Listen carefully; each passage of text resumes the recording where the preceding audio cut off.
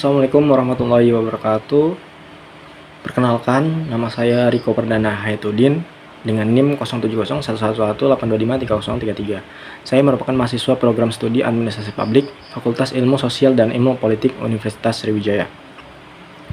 Video presentasi ini dibuat untuk memenuhi tugas pada mata kuliah Teori Administrasi Publik yang diampu oleh Ibu Dian Anggraini, SIP, MSI.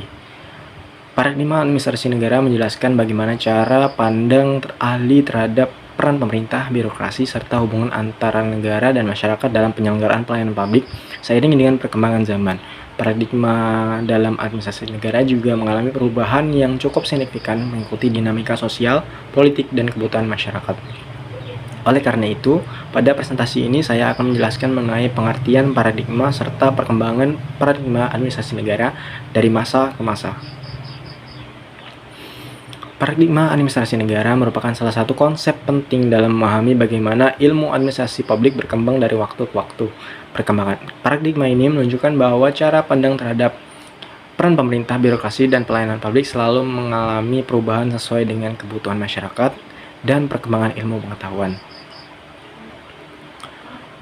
Selanjutnya kita masuk dalam pengertian paradigma. Sebelum membahas paradigma administrasi negara, terlebih dahulu kita perlu memahami apa yang dimaksud dengan paradigma. Secara umum, paradigma dapat diartikan sebagai cara pandang, kerangka berpikir, atau model pemikiran yang digunakan untuk memahami suatu fenomena atau suatu bidang ilmu tertentu. Menurut Thomas Kuhn, paradigma merupakan suatu kerangka konseptual yang digunakan oleh komunitas ilmiah dalam memahami masalah serta mencari solusi terhadap masalah tersebut.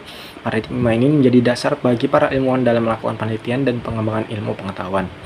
Dalam konteks administrasi negara, paradigma digunakan untuk menjelaskan bagaimana administrasi pemerintahan seharusnya dijalankan, bagaimana hubungan antara pemerintah dan masyarakat, serta bagaimana birokrasi memberikan pelayanan kepada publik. Seiring dengan perkembangan zaman, paradigma administrasi negara juga mengalami perubahan. Hal ini disebabkan oleh perubahan kondisi sosial, politik, ekonomi, serta tuntutan masyarakat terhadap pemerintahan yang semakin kompleks. Masuk ke paradigma administrasi negara, perkembangan paradigma administrasi negara secara umum dapat dijelaskan melalui beberapa tahap. Salah satu pembagian yang cukup dikenal dalam kajian administrasi publik dikemukakan oleh Nicholas Henry yang membagi perkembangan paradigma administrasi negara menjadi beberapa fase utama. Paradigma yang pertama adalah dikotomi politik dan administrasi pada tahun 1900 sampai 1926. Paradigma pertama dalam administrasi negara adalah paradigma dikotomi antara politik dan administrasi. Paradigma ini dipelopori oleh Woodrow Wilson yang sering disebut sebagai Bapak Administrasi Publik dalam tulisannya yang berjudul The Study of Administration. Pada tahun 1887, Wilson mengungkapkan bahwa administrasi politik perlu dipisahkan dari politik. Menurut Wilson, politik berperan dalam menentukan kebijakan, sedangkan administrasi bertugas untuk menjalankan kebijakan tersebut secara profesional dan efisien. Pandangan ini kemudian diperkuat oleh Frank G. Goodenough yang menjelaskan bahwa fungsi pemerintahan terdiri dari dua bagian utama, yaitu fungsi politik dan fungsi administrasi. Fungsi politik berkaitan dengan pembuatan kebijakan, sedangkan fungsi administrasi berkaitan dengan pelaksanaan kebijakan tersebut. Tujuan dari pemisahan ini adalah agar birokrasi dapat bekerja secara netral, profesional, dan tidak terpengaruh oleh kepentingan politik. Sebagai contoh, pemerintah melalui lembaga legislatif atau eksekutif menetapkan kebijakan di bidang pendidikan. Setelah kebijakan tersebut ditetapkan, maka birokrasi di kementerian atau dinas pendidikan bertugas melaksanakan kebijakan tersebut melalui berbagai program pendidikan. Paradigma ini menjadi dasar awal perkembangan administrasi negara sebagai suatu bidang ilmu yang terpisah oleh ilmu politik. Paradigma yang kedua adalah prinsip-prinsip administrasi pada tahun 1927 sampai 1937. Paradigma yang kedua ini menekankan bahwa administrasi memiliki prinsip-prinsip universal yang dapat diartikan sebagai berbagai organisasi. Paradigma ini dikembangkan oleh tokoh-tokoh seperti Luther Gulick dan Lyndall Urwig. Mereka berpendapat bahwa administrasi dapat dipelajari secara ilmiah melalui prinsip-prinsip manajemen yang bersifat umum. Salah satu konsep yang terkenal muncul paradigma adalah konsep post-decor yang diperkenalkan oleh Luther Gulick. Postdikor merupakan singkatan dari planning atau perencanaan, organizing atau pengorganisasian, staffing atau penyusunan pegawai, directing atau pengarahan, coordinating atau koordinasi, reporting atau pelaporan, dan budgeting atau penganggaran. Konsep ini menjelaskan berbagai fungsi yang harus dilakukan oleh seorang administrator atau manajer dalam menjalankan organisasi. Pada masa ini, administrasi negara banyak dipengaruhi oleh teori manajemen yang berkembang dalam organisasi bisnis.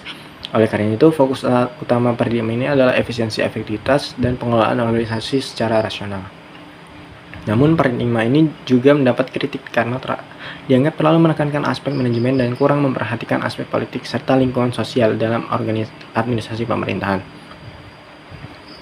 Paradigma yang ketiga yaitu administrasi negara sebagai ilmu politik pada tahun 1950 sampai 1970. Paradigma ketiga ini muncul sebagai respon terhadap kritik terhadap paradigma sebelumnya. Pada tahap ini, administrasi negara kembali dipandang sebagai bagian dari politik. Hal ini karena dalam praktik pemerintahan, administrasi tidak dapat dipisahkan sepenuhnya dari proses politik. Administrasi negara juga tidak hanya berfungsi sebagai pelaksanaan kebijakan, tapi juga terlibat dalam proses perumusan kebijakan, implementasi kebijakan, serta interaksi dengan berbagai aktor politik. Para ilmuwan pada masa ini mulai menaruh perhatian terhadap beberapa aspek seperti kekuasaan, serta pengambilan keputusan, serta hubungan antara birokrasi dan sistem politik. Dengan demikian, administrasi negara tidak hanya dipahami sebagai kegiatan teknis manajemen, tapi juga sebagai bagian dari dinamika politik dalam pemerintahan.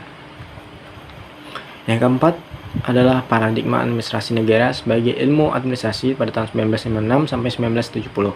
Paradigma keempat ini menempatkan administrasi negara sebagai bagian dari ilmu administrasi yang lebih luas. Pada paradigma ini, para ahli mulai mengembangkan berbagai teori organisasi dan manajemen yang dapat diterapkan oleh sektor publik maupun sektor privat. Fokus utama paradigma ini adalah sebagai pengembangan teori organisasi, perilaku organisasi, serta manajemen administrasi. Administrasi negara juga menggunakan pendekatan yang lebih ilmiah dalam memahami bagaimana organisasi pemerintahan bekerja, seperti pegawai berperilaku dalam organisasi, serta bagaimana meningkatkan kinerja birokrasi. Namun demikian, paradigma ini juga dianggap sebagai memiliki keterbatasan karena terlalu menekankan aspek manajemen organisasi dan belum sepenuhnya menjalankan kepentingan masyarakat sebagai penerima layanan publik. Yang kelima ada paradigma administrasi publik modern. Nah, paradigma kelima merupakan paradigma yang dikembangkan sejak 1970-an hingga sekarang. Pada tahap ini, administrasi publik dikembangkan menjadi bidang ilmu yang lebih kompleks dan multidisipliner. Administrasi publik tidak hanya berfokus pada birokrasi pemerintahan, tetapi juga pada hubungan antara pemerintah, masyarakat, dan sektor swasta dalam penyelenggaraan pelayanan publik. Dalam pengembangan paradigma modern ini muncul berbagai pendekatan baru, yaitu adalah Neo-Public Management dan Neo-Public Service. Yang pertama ada Neo-Public Management. Pendekatan Neo-Public Management atau yang disingkat NPM muncul pada tahun 1980-an. Pendekatan ini menekankan bahwa sektor publik perlu menerapkan prinsip-prinsip manajemen yang biasa digunakan dalam sektor swasta. Tujuan utama pendekatan ini adalah untuk meningkatkan efisiensi, efektivitas, dan kinerja organisasi pemerintah. Dalam pendekatan ini, pemerintah didorong untuk menerapkan sistem manajemen yang lebih profesional, meningkatkan akuntabilitas, serta memberikan pelayanan publik yang lebih berkualitas. Namun, pendekatan ini juga mendapat kritik karena dianggap terlalu menekankan efisiensi dan kurang memperhatikan nilai-nilai demokrasi serta partisipasi masyarakat. Selanjutnya ada Neo-Public Service. Sebagai respon terhadap kritik terhadap Neo-Public Management, muncul pendekatan Neo-Public Service. Menurut Janet dan Robert Denhart, konsep Neo-Public Service menekankan bahwa pemerintah seharusnya melayani warga negara, bukan sekedar mengendalikan mereka.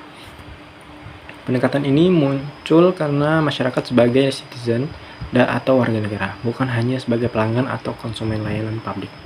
Oleh karena itu, dalam paradigma ini, pemerintah diharapkan mampu mendorong partisipasi masyarakat, transparansi, akuntabilitas, serta nilai-nilai demokrasi dalam penyelenggaraan pelayanan publik. Paradigma ini juga menekankan pentingnya kolaborasi antar pemerintah, masyarakat, dan berbagai pihak lainnya dalam menyelesaikan berbagai permasalahan publik. Untuk selanjutnya yaitu adalah kesimpulan. Berdasarkan penjelasan tersebut, dapat disimpulkan bahwa paradigma administrasi negara mengalami perkembangan yang cukup panjang dan dinamis. Perkembangan tersebut dimulai dari paradigma yang menekankan pemisahan antara politik dan administrasi, kemudian berkembang menuju pendekatan manajemen, kembali lagi terhubung dengan ilmu politik, hingga akhirnya berkembang menjadi paradigma administrasi publik yang modern yang lebih menekankan pelayanan publik masyarakat. Perubahan paradigma ini menunjukkan bahwa administrasi publik terus menyesuaikan diri dengan perkembangan zaman, kebutuhan masyarakat, serta tuntutan terhadap pemerintahan yang lebih efektif, transparan, dan demokratis.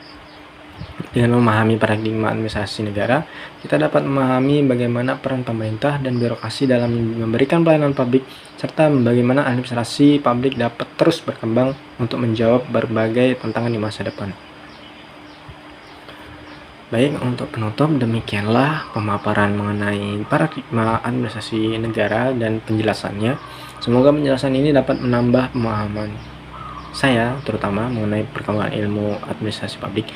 Terima kasih atas perhatian yang diberikan. Wassalamualaikum warahmatullahi wabarakatuh.